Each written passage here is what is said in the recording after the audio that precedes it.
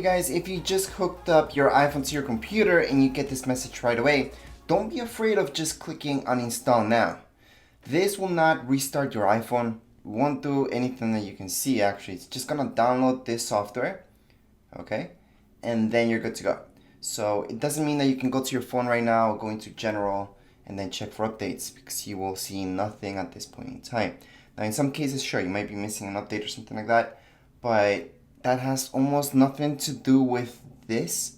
Right now, this is because Apple has been updating a few things. So in order for your iPhone to sync up with your Mac properly, you do need to install this. This is a very fast installation process since it's such a small file.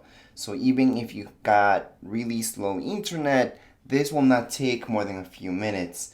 And for those of you with fast internet speed, then it'll just take a minute or two to install and download itself. So right now we're seeing this will take about a minute and 20 seconds. So it's gonna be a little bit shorter than that anyways. So right now I'm making this video just to show you the normal process, what's supposed to happen. So after you saw that, it's supposed to just disappear and you're done.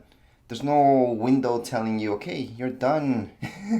And that's the bad thing. Some people get confused because they're like, wait, did I just install it? Because it just disappeared. It never said finished or anything like that. And it's okay.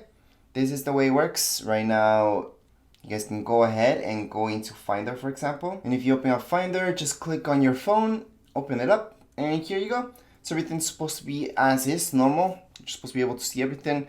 You can back it up right now onto right here your Mac or do anything that you would like.